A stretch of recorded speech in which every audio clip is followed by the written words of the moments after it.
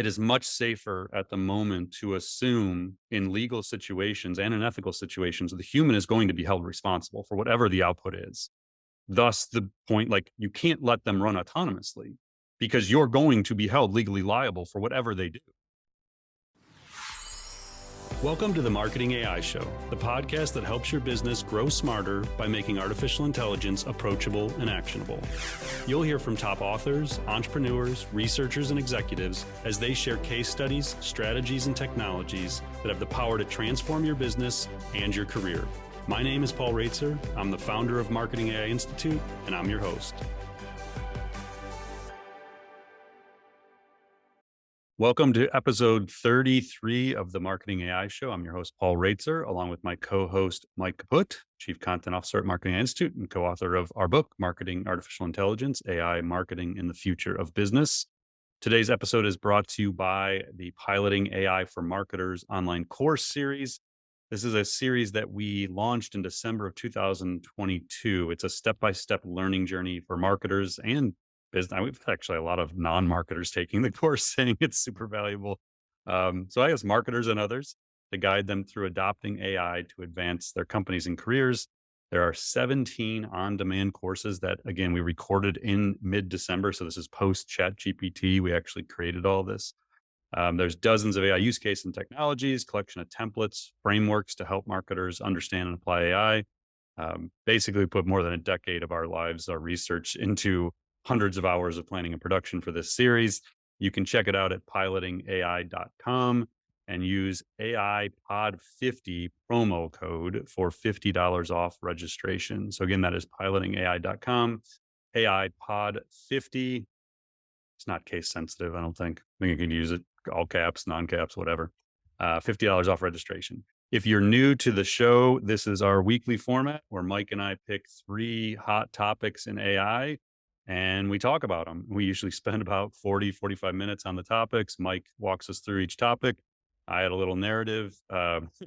We were locked in on our 3 topics, and then we added like 4 rapid fire ones this morning. There has been a lot happening since last Wednesday. So we're going to do our 3, and then we're going to hit on 4 quick rapid fire items at the end, just to keep you in the loop of the latest stuff happening in artificial intelligence. It is wild as always. All right, Mike, it's all you. Thanks, Paul. I'm glad to be back this week. Like you said, a ton is going on. So we have a lot to cover. So I will try to move us through these topics because I think even, in the rapid paced world of AI, the past week or so, we've done a lot. So first up, at the Institute, we have this belief, a deeply held belief that AI is going to have a disproportionate net positive impact on business and society.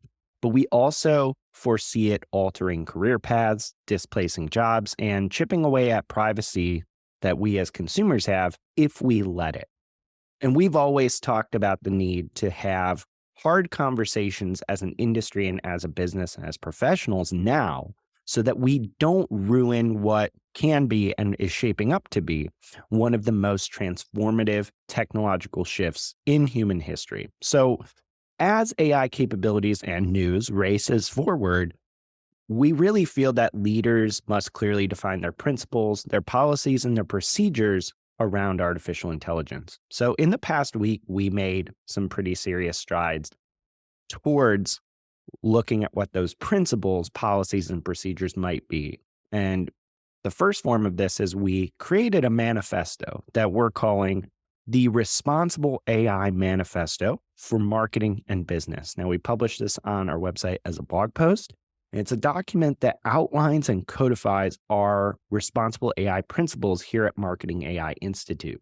And in the process, it's actually a really good template, an open template for other businesses and leaders who want to pilot and scale AI in an ethical way. So we'll link to that manifesto in the show notes so you can read through all the principles we came up with, and you can actually use it yourself under a Creative Commons license as a starting point for your own responsible AI policies and practices. So as people listen along and read along in that manifesto, I wanted to ask you right out of the gate, Paul, why a manifesto? Why this manifesto? Why now? This is something that as you were saying, we've thought about a lot through the years. I mean, even back to 2016 when we started Marketing Institute, I felt like we needed something like this.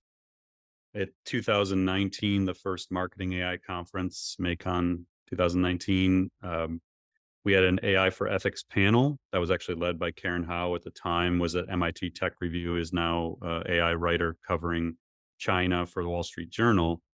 And my thinking was AI was early. I mean, I guess you could say we're still very early in AI understanding and adoption. But in 2019, when we launched our AI conference, it was very early in retrospect. And I thought that it was critical that while we were teaching people the fundamentals of AI and showing them how to infuse it into their marketing and business, we were forcing them to uh, take head on the challenges of doing it ethically and responsibly. And so anytime we've done conferences, we've made sure that responsible AI and ethics was a theme that was infused into what we were doing. That's where the tagline "More Intelligent, More Human" came from for the conference.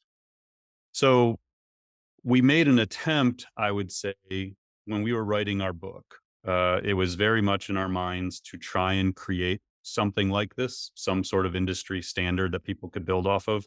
And we just didn't get there. I mentally don't think I was at a place yet to get there. I don't think I had formed enough points of view on the different critical aspects to get there.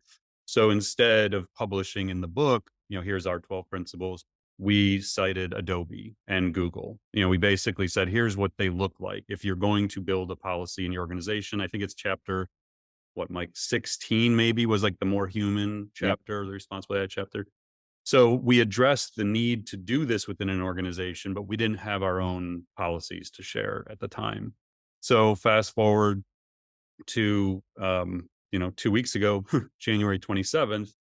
I don't remember what triggered it. I think I was at the gym that morning. It was a Friday, and I just got the inspiration to do this. And I had a bunch of stuff I was supposed to be doing that day, and I just cleared my schedule that morning and I just wrote it. And so it was basically 11 years of thinking and researching and writing and speaking and all these things that basically boiled down into about 60 minutes of writing 12 principles in essence.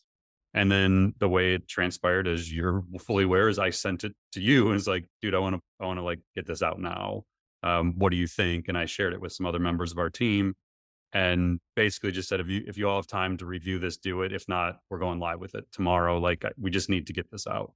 And so I think it was a lot of thinking, a lot of spending a decade or more worrying about this, pondering how it would be done responsibly, not knowing for sure how it would. And I think the rate of acceleration right now just created the need to put something out that we know is imperfect, but would at least force the conversation and debate and hopefully give people something to start with so we don't have a bunch of marketers who are now diving into AI with no guidelines whatsoever.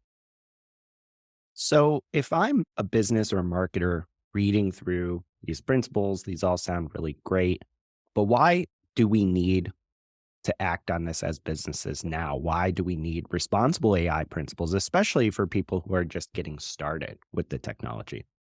Yeah, what we know is government is going to lag behind. Regulations and laws are going to lag behind AI more than they traditionally do. I mean, government's always behind in technology adoption and understanding. But I think in the case of AI, it's going to be unlike anything we've experienced before. It's going to be very, very complicated for government to step in and do anything here in the foreseeable future. And we see that right now with the AI Act in the European Union. They moved earlier than the US, obviously, and other governments to try and enact something. And they're running into obstacles, potentially insurmountable obstacles on the technical aspects of it's great to have the policies, but how do you enforce them? And that's where they're running into major issues in the EU is like, is the AI Act even feasible? And if that can't succeed, then how are we going to do it in the US or other countries? Hmm. So I think that it's just essential that we accept there's going to need to be self-governance at the company level, at the individual level, first at the individual level. I think there's going to be a lot of cases where people are going to be asked at their place of employment to do something with AI that they're not going to agree with, Mm, but there's going to be no policies to tell them that. There's going to be no laws to prevent them from doing it. I saw something. Oh, there's a guy I follow on Twitter last night at BuzzFeed, the data scientist at mhm, BuzzFeed, and he basically said, like, if I didn't have to follow ethical guidelines for AI, I could do things right now that would like blow people's minds. mm, But he's limiting himself within his own ethical guidelines as well as probably those of BuzzFeed and potentially some legal. But it's the Wild West right now, and it is coming down to a lot of individuals and individual organizations to sort of self-govern in this, and I don't see that changing in the near future at all. I think there's gonna be a lot more pressure to break those ethical guidelines mm, because you're gonna see other people doing it. And I'm not saying like what OpenAI is doing is unethical per se. I'm not taking like a point of view one way or the other on what they're doing with ChatGPT and releasing these things before other organizations are willing to. But you're going to see competitive pressure where OpenAI is maybe in the eyes of Google doing something unethical that they mm, maybe shouldn't have put those models into the world. Um, so you have already these like ethical lines being drawn where Meta and Google are, which you may or may not think they're ethical companies to start with. Maybe your view is they're unethical organizations, but whatever your view is, right now, at least, OpenAI is releasing things that other organizations have deemed unsafe. And so the ethical choice moves. Like it's a gray area as to what do you exactly consider ethical. And so as other organizations push forward and are willing to use AI in ways that maybe you or your organization haven't been, there's going to be constant pressure to maybe reconsider where the ethical lines get drawn. And that's why I think it's essential that organizations have very clear policies for their employees. Otherwise, we're going to putting people in very difficult positions to have to make decisions without guardrails. mm.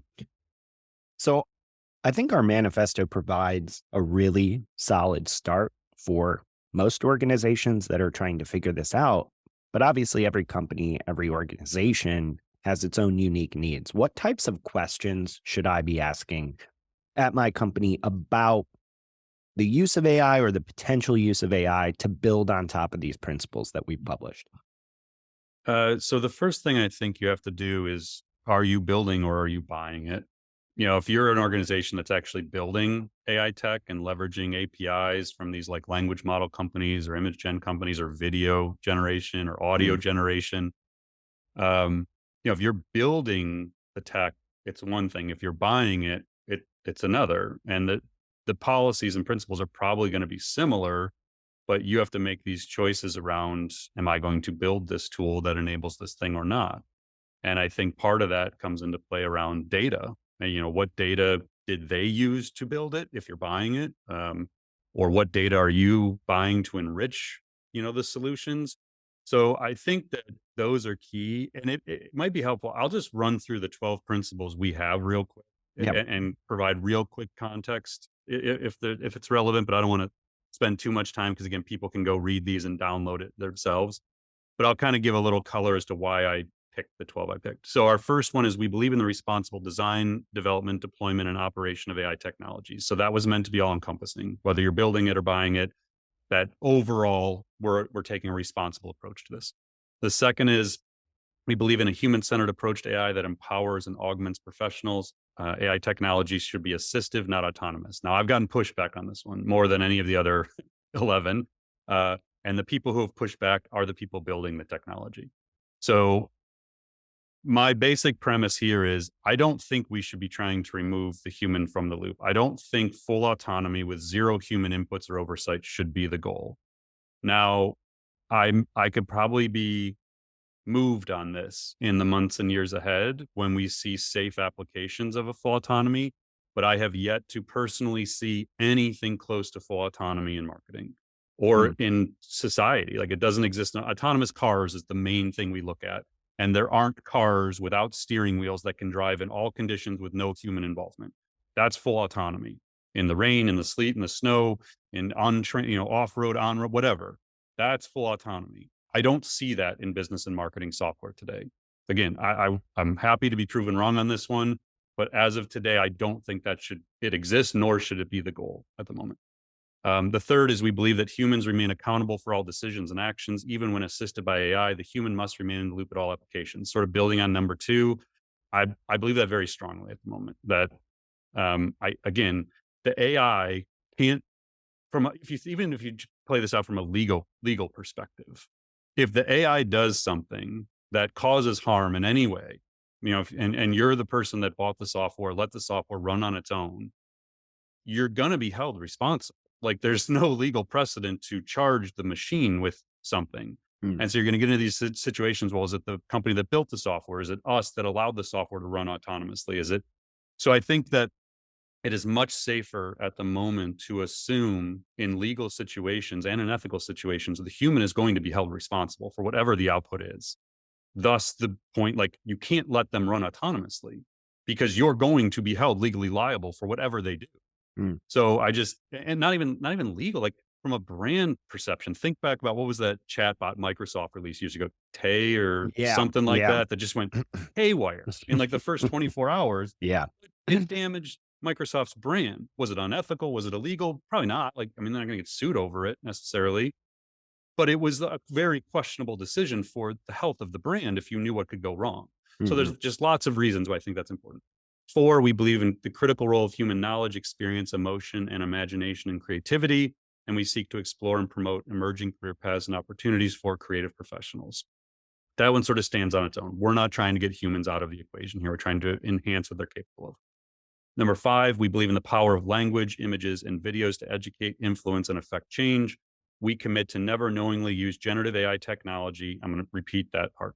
Never knowingly use generative AI technology to deceive, to produce content for the sole benefit of financial gain, or to spread falsehoods, misinformation, disinformation, or propaganda. mm, This one has also gotten a little pushback because you get the obvious in the state of society today. Well, what's your misinformation is our regular information or facts or whatever.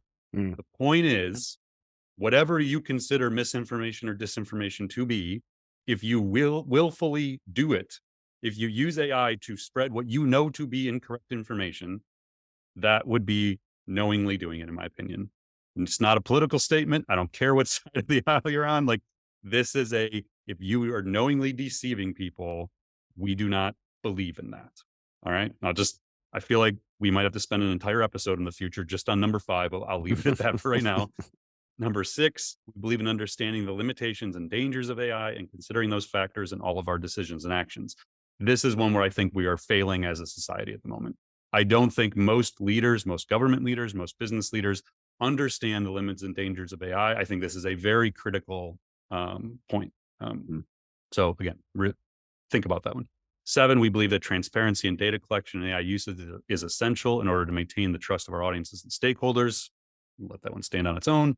Eight, we believe in personalization without invasion of privacy, including strict adherence to data privacy laws, mitigation of privacy risks for consumers, and following our moral compass when legal precedent lags behind AI innovation. I know that one jumped out to you when you edited it.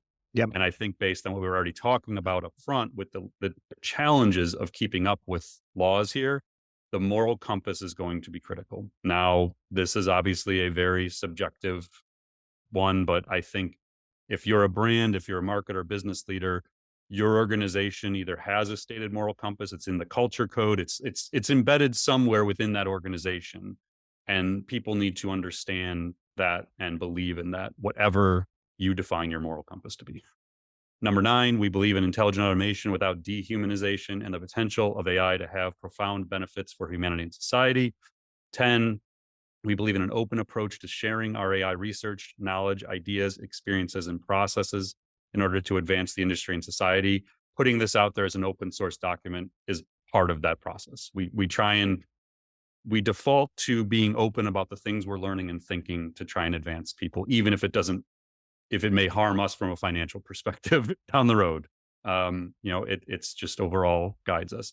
11, we believe in the importance of upskilling and reskilling professionals and using AI to build more fulfilling careers and lives. That is essential. You cannot go find a bunch of AI savvy marketers and business professionals out of school right now or being trained in mass anywhere. You have to commit to upskilling them yourselves. And then the final is we believe in partnering with organizations and people who share our principles. So again, go check out the link in the show notes. You can read the whole thing as well as how we're using AI today, sort of our way of being transparent about our use of AI in the organization. And then if you have ideas and ways to improve it, we'd love to hear it. That's part of the reason we put it out there. Yeah, absolutely. I think we fully intend to start and have a conversation, not, just drop these principles down from on high on people. So Yeah, it's any not a holier than feedback. thou thing. This is Yeah, we're seeing a lot, talking to a lot of people. These are things we think are critical for every organization to address. They may expand, they may contract, they may evolve, but we'll share whatever direction we go with that. excellent. And again, you can check that out on the website, and we will have it in the show notes for you to read fully and also use for your own organization. Um, Next up, Paul, is something really interesting that I think you might have been probably the first, if not the only person to really hit on in a big way. So in November of 2022, Meta AI, so formerly Facebook, introduced something called CICERO, the first AI to play at a human level in diplomacy, a strategy game that requires building trust, negotiating, and cooperating with multiple players. Now, that news isn't exactly new, and it's a pretty impressive achievement. But what you really pointed out in some commentary on LinkedIn is that, in essence, Meta has built an AI agent with the goal of making it fundamentally honest and fundamentally collaborative. And you wrote that this has much, much bigger implications outside of mastering a strategy game. And you said, quote, this sort of technology may find its way into your business and life, perhaps within the next several years. And, quote, in the not so distant future, you will have AI assistants that help negotiate everything in real time based on your optimal desired outcome. Can you unpack a bit more for us the wider implications of something like Cicero in real world business applications?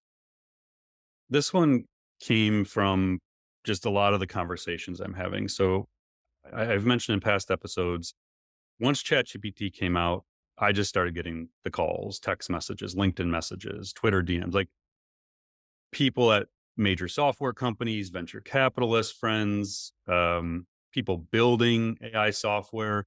And so for the last couple months, I've just been not overwhelmed isn't the right word.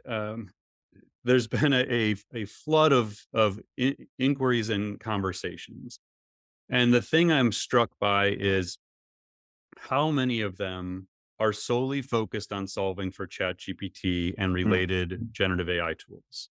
That ChatGPT, as we've talked about before, was the inflection point where the mass audience of marketers and business leaders took note of artificial intelligence. And if they stop at ChatGPT, then their perception of what AI is and the roadmap they have to solve for is to figure out language technology or generative AI, at a wider scale if you involve images and videos and audio. And what I kept guiding my friends, especially investors and SaaS executives, is if you're only solving for ChatGPT and AI writing tools, you are missing the much larger picture. That as we said in the previous episode, it's just the tip of the iceberg. Like mm, it really is, and it's great because it got people to pay attention. But I think the bigger opportunity is so much more massive than people understand, as is the threat. Um, and so in the case of Cicero, like I've shared this with, again, a few people privately and explained what I thought was the significance of this moment. And then I finally decided, like, okay, I have to play this out in my mind. And I think I even reached out to you. I was like, did we already talk about this on the show? Like, I feel like this has been in my head for a while. And we are like, no, we didn't really go in depth. I was like, all right, well, I guess which time to go in depth. So the the thing that's key is like I know that for years in the major AI research labs, they've been working on the ability to give the AI deeper understanding of human language and the ability to reason, the ability to have like a chain of thought, chain of logic, to like think through thoughts and outcomes and things like that. And so when I saw the Cicero moment, and then I listened to the Lex Friedman podcast where the guy who kind of co-created Cicero was sharing the background story, mm. it just started to connect some dots for me about the significance of what was about to happen. And so I think like if I go into the original LinkedIn post, I made a note that in November 22, Meta introduced Cicero, first AI to play at the human level, as you mentioned. Then I used the quote from Jan LeCun, who we've mentioned on the show many times, the VP and chief AI scientist at Meta. And he said on the Cicero announcement, this breakthrough rests in the achievement of combining two different areas of AI, strategic reasoning and natural language processing. The integration of these techniques gives Cicero the ability to reason and strategize with regard to players' motivation, then use natural language to communicate, reach agreements, to achieve shared objectives, form alliances, and coordinate plans. And I just like when I think about that and you realize how prevalent those things are in business and in our lives and in Mm, business, and you start to think, wait a second, what if, like, in my mind I immediately saw a salesperson either on a call or an email, let's say it's a call, and the AI is listening to the call, recommending to the salesperson what to say. Because what happens in any negotiation, well, again, whether it's buying software or a merger and acquisition, or the examples I gave in business like sales, merger and acquisition, fundraising, contract negotiation, or in your life, which may be like home buying, legal disputes, contracts, compensation when you're negotiating your fantasy sports trades, like it could get kind of crazy. You're negotiating between two or more parties, and there's likely misaligned goals. So as the mm, salesperson, I want you to buy my software for $1,000 a month.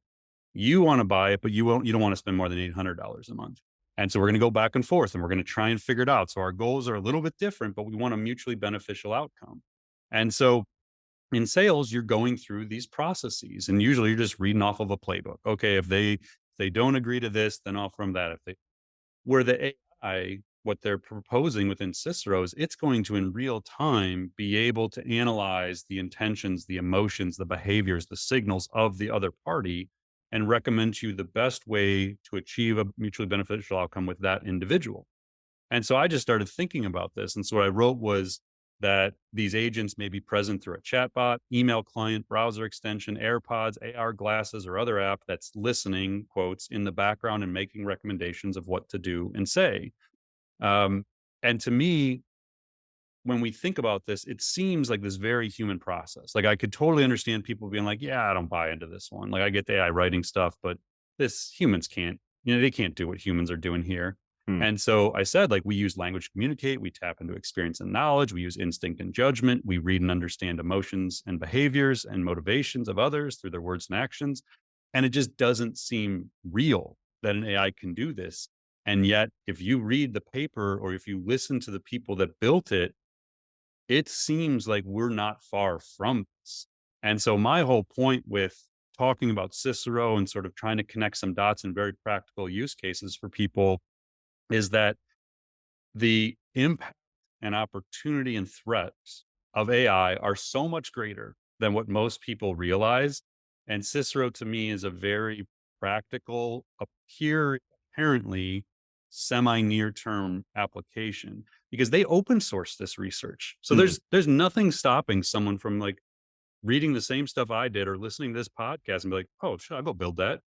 mm. Like, and just building an app just for salespeople or Yep. building it for a specific solution. So yeah, I just think it's a really tangible example of AI being way bigger than just solving for writing tools. Yeah, for sure. And it's worth reminding people, especially those newer to the space, that when you read an article that says something like AI mastered the game of Go or diplomacy or whatever, that's really interesting and impressive. But the way a lot of the models underlying these technologies work, there are much wider applications. The game is a test of much wider and bigger skills that, to your point, can be used in so many other real world contexts. Yeah, and it just goes back as we talked about in the responsible AI, you have to understand the true potential of what AI can do. You have to understand its limitations. You have to understand its dangers. Otherwise, you're not going to be able to truly comprehend the impact it's going to have on your organization and your own career. And I just like, I think I said in that post that this could be, what did I say at the end? It could be in um, within a year or maybe 5 to 10. Like we Mm, don't know. What generally happens is these AI researchers have these breakthroughs or envision these breakthroughs, And they're really horrible at actually knowing when they're going to either truly achieve a breakthrough they're proposing, like AGI would be an example. Artificial general intelligence is the hot one, has been for 10 years. When are we going to get there? You'll get all these differing opinions. Could be in 12 months, could be in 12 years, could be in 50 years. They're terrible at actually predicting when it's going to happen or when it's going to be commercialized. And I think this is an example of, if you polled a bunch of top AI researchers that says, when are we going to see the first real life application of Cicero in business? Mm. You might get, I think you could do it in 3 months, or you might get, I don't know, 5, 10 years, maybe. And they're not right or wrong. Like, no one knows. I think that's a big theme. If you listen to this show often, we don't know. They don't know. We just try and pay attention to what's going on, connect the dots, and give listeners the best information we have available so that you can figure out the impact on your own path. And like, do you want to go learn about Cicero? That's up to you. Like, if you're curious about it, you want to explore it, go down that path. If you don't, then keep playing around with AI writing tools. Like, there's no right or wrong path right now. Mhm. We're just trying to give people a few different roads to pursue, I would say. And that's a perfect lead into our third main topic today, because this will give you just a sense of how quickly some of this stuff can come to pass. And so, what we've seen the first, at least on our end that I've seen, the first AI specific marketing job posting. So, this was brought to our attention on LinkedIn. It comes from a climate tech company called tomorrow.io. And the job that they are hiring for is, quote, AI marketing specialist. So we'll link to the full description in the show notes, but some highlights here. In addition to kind of your standard marketing specialist duties, things like creating and distributing content, managing social, etc., this role specifically calls out a couple of AI focused duties that an AI marketing specialist they want would have. Two of them include: first, stay up to date on the latest developments in AI and related technology to catapult our go to market organization forward at scale. And also, envision the next iteration of Tomorrow.io's social media presence across channels using AI technologies such as natural language processing and machine learning. And so I first saw this because the CMO at Tomorrow.io, Dan Slagan, who I don't know personally, but have now since connected with on LinkedIn, he had a really amazing way to frame this job. And he said, quote, "Let's be honest, the future of marketing is knowing how to use AI to 1 + 1 = 3 everything. Knowing when to push AI further, knowing when to back off and be more human, but overall embracing the fact that thinking AI first before doing anything is the best way to 10x impact." And one other note here before I get your thoughts, Paul, is it's also interesting to note this is a relatively junior role. This isn't expecting decades of deep experience in AI. Instead, it's expecting you to have a couple years of marketing experience, and then having kind of the hunger, the knowledge, and the drive to leverage AI technology to go make an outsized impact. So I want to get your take on, this job specifically, but also what does it mean for marketing work going forward? We've talked about before that I think this is the year where we start seeing demand for AI savvy marketers skyrocket, Hmm. because marketing leaders, business leaders are under a lot of pressure from boards, from investors to figure out AI. And so when you turn to your organization, you're going to see maybe some technical people, maybe you have data scientists, maybe you have a CIO, maybe you had a digital transformation depending on the size of your company. You may have people who've been thinking about AI, machine learning applications in particular for years, who have not thought about its application at a business case level. Like, their job isn't to sit around pondering the infusion of AI into marketing and sales and service and ops and product and HR and finance and legal. And so once you realize AI's potential and you turn to your organization and say, well, who can figure this out? Like, all right, let's start with marketing and sales and service. Like, let's find a few use cases in tech in there. Who can do it? It's not gonna be the data scientist. Like, it's not Mm. gonna be the CIO. You need you need the practitioners. Like, you're going to need people who spend their day doing email or social media or advertising or communications or analytics or PR, whatever it is, to go find smarter technology. This is what we've been saying all along. AI is just smarter technology. The best people to find the tools are the people who do the job every day. Mm, So, okay, Mike, you're spending 15 hours a week doing an email newsletter. Go find us a tool that can help us do that job in 3 hours better than we're doing it today. Okay, who's the best person to do that? It's going to be Mike. Like, it's going to be the person who can sit there and say, well, here's the 25 things I do every week related to our email, from list segmentation to subject line writing to figuring out what time to send the things to writing the emails to designing the emails to picking images to like all this stuff. It all goes in email. The best people to solve for how to do that smarter, faster are going to be the people who do it. So it makes sense that you're going to want a bunch of AI savvy people on your team who aren't afraid to go find and try new technologies mm, and be able to analyze in a critical thinking way, which machines don't have. Critical thinking is a human trait right now. Um, Here's what my work looks like today. Here's my user story today. Here's what it could look like tomorrow, 3 months, 6 months, 12 months from now when we get this tech. mm, So this is why we have been so bullish on that it was only a matter of time until marketing leaders figured out the importance of AI, and then the next step would be demand for AI savvy talent.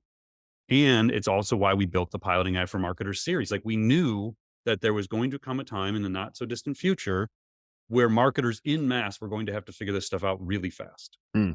And so we're like, well, let's build a step by step learning journey. 8 hours of content, 17 on demand courses they can learn in a day. So that's been our bet all along was we were going to get to this moment. And I think, the post Dan shared and the summary, great. Like I think that's the kind of thing you're going to see a lot more marketers do. And it's gonna we're gonna need the wider scale demand from the executive level, which we're starting to see happen. I mean, our AI for Writers Summit that we announced 2 weeks ago has like 1,200 people registered Yeah. already. Yeah. And it's a lot of big brands, and it's like 4 or 5 people from these enterprises, like Yeah. director level plus. And so we're seeing it now where the director level and above leaders are now jumping in to figure out specific areas. And Hmm. as soon as they do, they're going to understand all the other implications, and they're going to have to look for this kind of talent. So it sounds like, based on that analysis, that we would expect to see at some point AI focused or AI specialized marketing jobs basically at every level of companies. I mean, the jobs that they already need people to do now will be the levels of jobs we see in quote AI marketing, correct? Yeah. And you and I theorized this in the book. So, I mean, we had like, what are the jobs of the future, the roles in the future Yep. in marketing? We were sort of trying to guess and look out. Example right now would be, and this goes back to the responsible AI, like the number, whatever, 11 or 12 about upskilling and reskilling. So let's say it's universally accepted at the moment that to get value out of AI writing tools, generative AI writing tools, you need to be good at prompting them. Hmm. So you could look at your team and say, okay, well, we need people who are really good at prompting the AI what to write and how to do it and in what style and format and voice and tone and all these things. Well, who can do that? Are you going to go hire that person? No, because they don't exist. There's no one coming out of university that is trained as a writing prompt engineer or Mm, prompt associate or whatever you want to call it. So your immediate thing is like, well, we need somebody who's AI savvy, who wants to learn how to work with the machines. Let's look at our own team. Do we have somebody we can train to do this? Is it our existing writers? Are they willing to embrace AI tools, or are they refusing to use them? So I don't know. I think we're in this really interesting phase where the talent is going to evolve. As we've said, AI is not going to replace the writers, but writers who adopt AI will replace writers who don't, or mhm. insert marketers, designers, whatever you want into that. And I think that's what's going to happen. And based on the pace of generative AI in particular, I think it's going to happen really fast. Like not ChatGPT level fast, but what we're hearing from these enterprises, these businesses, is they're waking up to the need for people who can figure this stuff out, and they don't have time to Mm. wait. So I hope that it's a tipping point. I hope that we start seeing massive demand for AI savvy marketers, because that's been our belief all along is we need next gen marketers, people who embrace this stuff and are willing to continually adapt what they do and how they do it. That's a great point, and I think it's probably worth, before we dive into our rapid fire topics, I want to maybe just end this part of the discussion by maybe we should set some expectations for the companies maybe listening and thinking about this, especially if you're new to the space. You're not getting people that are being formally trained in school to hire for this, correct? Yet, what should we as companies and employers be thinking about in terms of the expectations of where to find this talent, how we get it, how we train it, et cetera? Yeah, I mean, again, I haven't thought deeply about this. We haven't been hiring a lot at the Institute. Like, it's not like we're hiring a bunch of people, but even going back to my running my agency days, the kinds of questions we would ask, like I was always looking at strategic thinking, critical thinking.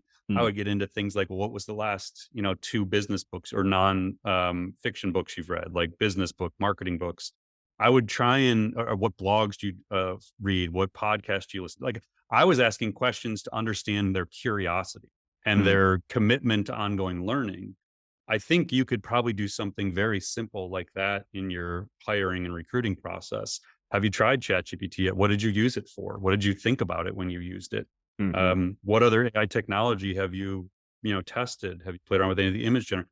And just find people who obviously are curious. If you're interviewing a writer, a marketer who hasn't tried ChatGPT yet, that's not a good sign. Like that's uh that would tell me that they're either not following very closely what is happening in the world and in the industry, mm, and they have a very low level of curiosity. mm, Like I mean, I hadn't, again, until I'm saying it out loud, I haven't thought about. But if I was interviewing a marketer right now and I asked, "Have you tried ChatGPT?" and they said no, I would probably end the interview. mm, It's um, so I think you're trying to hire people who are curious, like who want to understand what's possible and are constantly learning and testing things.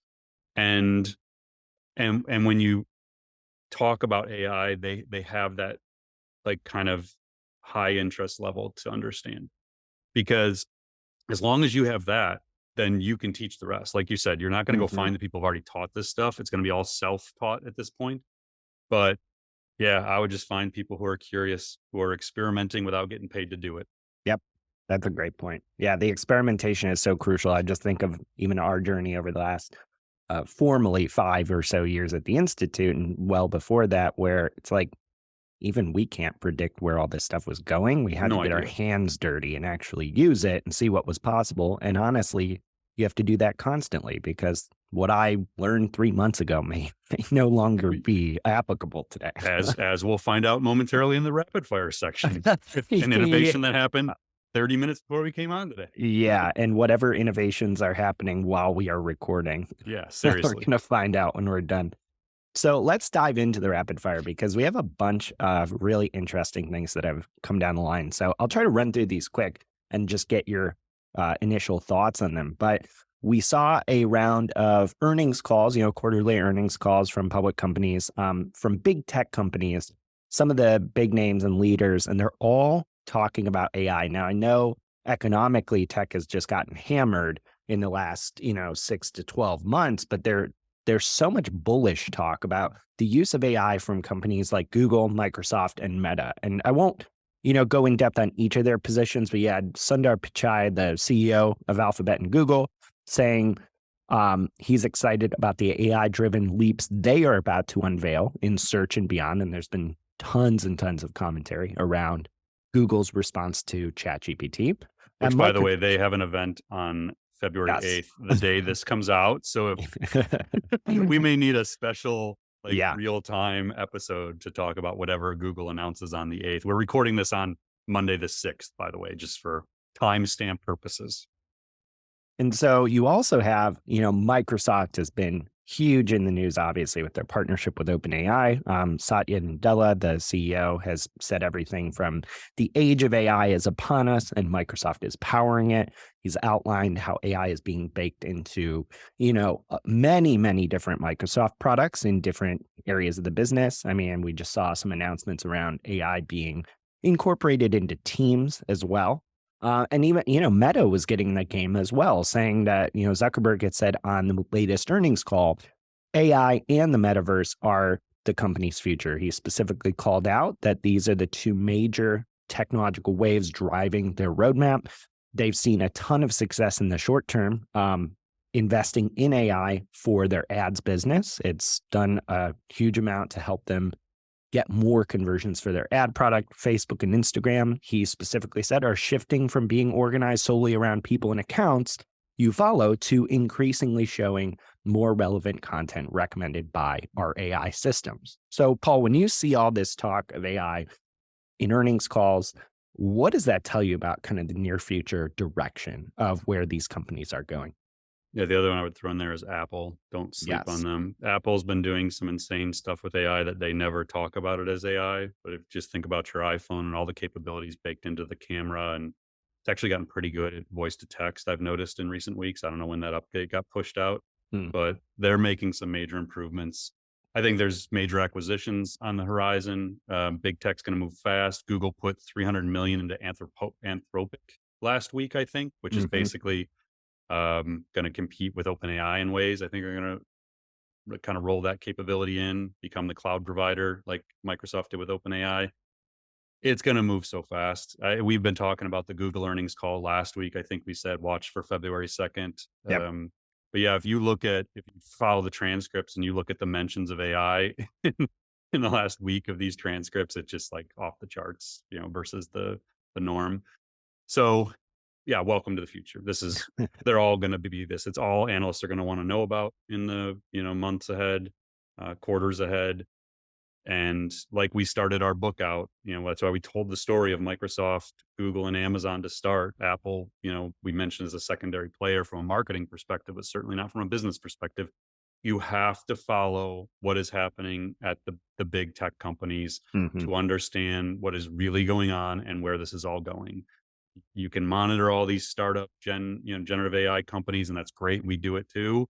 But the story is going to come from the big tech companies. Um, and I think it's going to happen way faster than maybe we expect. Yeah, and another related topic here is that, in terms of how fast things are moving, is that feels like Microsoft has just gone from 0 to 100 these days with AI, especially with their open AI partnership. And they actually have announced that it's been formally leaked, at least I think, that Yeah. they plan to update Bing with a faster version of ChatGPT in the coming weeks. So this is known as potentially GPT-4 that will be suddenly baked into Bing, which, I don't think a lot of people have historically thought of as a leading search engine, but really I have never incorporating. searched on Bing. Have you ever used Bing once? I have now because I was curious if they were incorporating anything. Honestly, I have to say my first time using it was last week. I will try it. And that same article or a different article also mentioned that a Chat GPT app is in the works, like a Mhm. mobile app for Chat GPT. And yes, the mythical GPT-4 that we've all heard about and seen the meme, the big, Yeah. parameters versus the small parameters. It does seem like possibly our first interaction with GPT-4 could come through Microsoft products. No official word on from OpenAI on that one, but there was also a Forbes interview with Sam Altman that I know we shared over the weekend. Mhm. And then there was a New York Times article on the inside story of the launch of ChatGPT, which I think we get into in a moment as well. But there's so much going on. The other one not to sleep on is Microsoft Teams. Yep. We don't use it. We use Zoom, and we tried Google for a little while, but I think that someone asked me about what I thought the impact of AI, like GPT 3.5, 4, whatever it's going to be, Chat GPT into Microsoft Teams would do. Mhm. And my response was, I think you have to assume Google and Zoom do the same thing within 6 months, or they're going to feel archaic. Like you're Yeah. going to get so used to the AI, as long as you get over the privacy concerns. Like I still don't like when people jump into meetings and automatically start recording it. That bothers Mhm. me actually. Yeah. When a AI note taker shows up without permission. Um, but I think it's going to we'll break through that, and you're going to just accept that the AI is there taking notes, summarizing in real time the call notes, finding tasks and recommended actions within the call notes. I think that's going to become so accepted in such a short period of time Yeah. that if you're on a platform like Zoom or Google that don't have that, it's going to feel really old fast. Yeah, I think there's probably a bigger trend here too, where it's like if you look at these two stories and you think, okay, if the biggest tech companies in the world with the most innovative businesses are facing this kind of pressure from shareholders, board members, executives to answer the question, what are you doing with AI? It's a pretty good chance you're probably going to get similar questions at some point in your own business. No doubt. So, another ChatGPT related story, and this is just pretty crazy, is that ChatGPT is estimated to have reached in January 100 million monthly active users. And that's just 2 months after launch. And it's still mind boggling to me. It's only been 2 months. It just feels like a new era. Um, this makes it, according to UBS, which I believe is a bank, investment bank, this makes it the fastest growing consumer application in history. And for some context, it took TikTok about 9 months to reach the same milestone, and it took Instagram 2.5 years. What does the speed of growth here tell us about AI adoption? Well, the craziest thing to me was I think I shared this the day this came out, and then 2 days later was when the New York Times article about the inside story of the origin of ChatGPT emerged. Mm, And in my post, I'd said, I wonder what their stretch goal was, like how many users they thought they might get when mhm. you reach 100 million. Like, did they think a million was crazy? And then you realize when you read the New York Times article is they probably didn't even know because Sam Altman basically mandated in a 2-week time to launch a chatbot. They took 2-year-old technology and launched ChatGPT in 2 weeks' time. So this wasn't some like grand scheme that they looked out a year ahead and said, on November 30th, let's launch this thing called ChatGPT. They were worried that that competitors were going to launch something fast.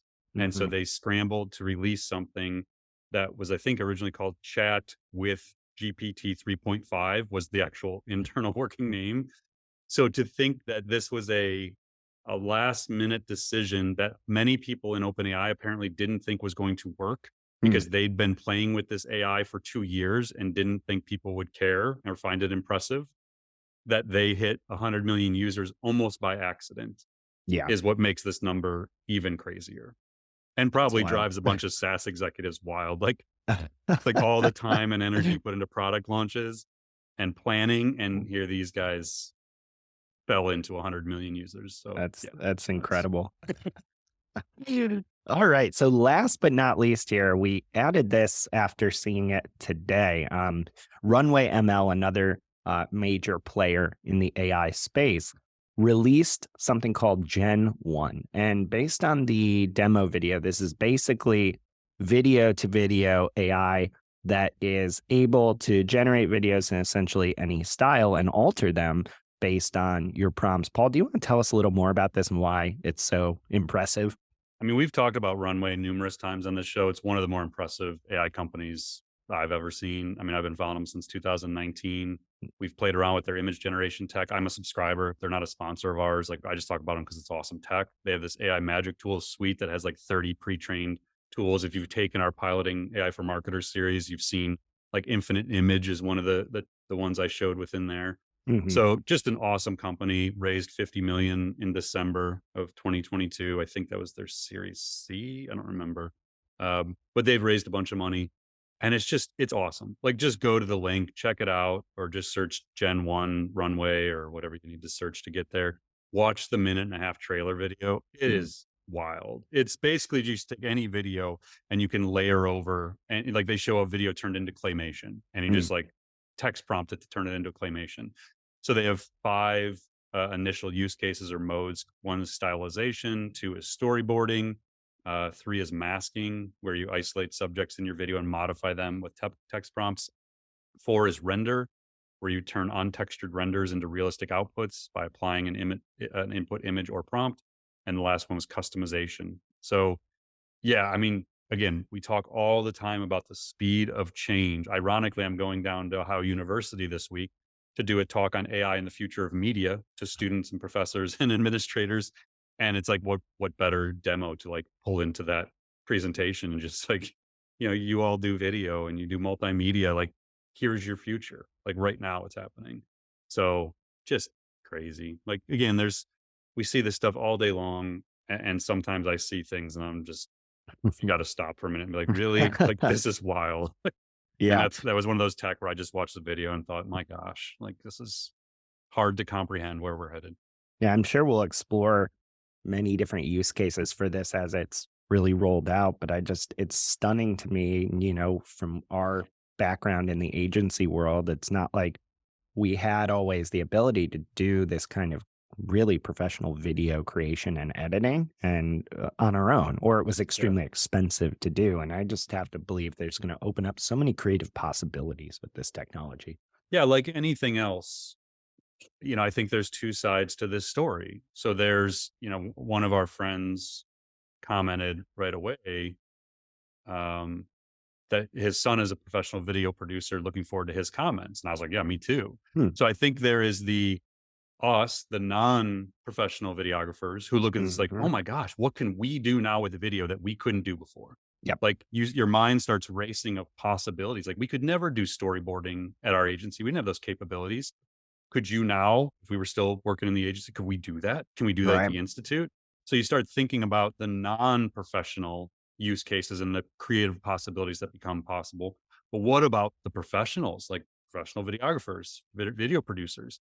Yep. You're going to look at this from an entirely different perspective. Your first reaction may be, oh my God, like I can't believe it's possible. I charge $10,000 to do what they're doing with a text prompt.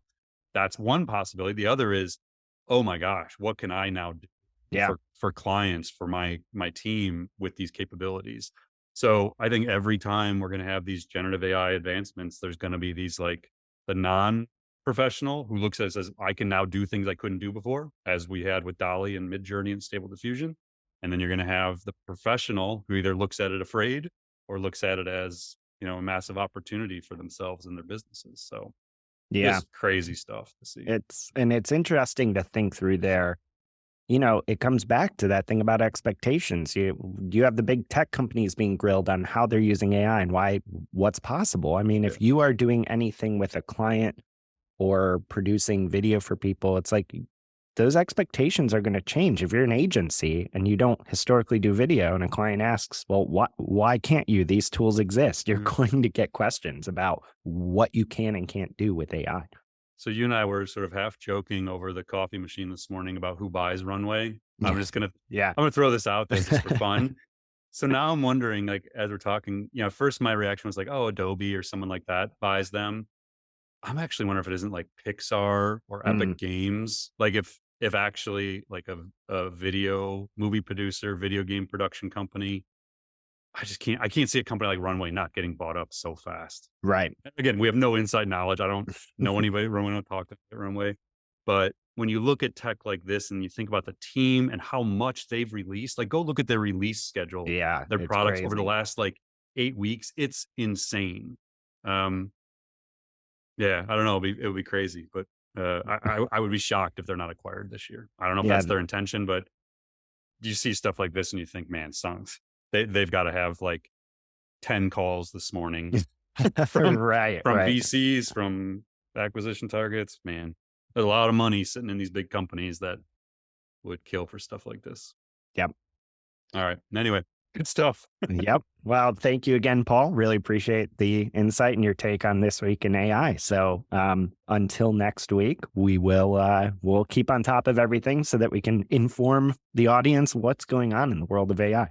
Thanks everyone for listening and watching, and be sure to leave a review and a rating on the podcast. We've had just Yep. amazing numbers in terms of the growth of the podcast, and we'd love to see it continue to grow and hear from our community. So we appreciate all your support. Thanks for listening to the Marketing AI Show. If you like what you heard, you can subscribe on your favorite podcast app. And if you're ready to continue your learning, head over to marketingaiinstitute.com. Be sure to subscribe to our weekly newsletter, check out our free monthly webinars, and explore dozens of online courses and professional certifications. Until next time, stay curious and explore AI.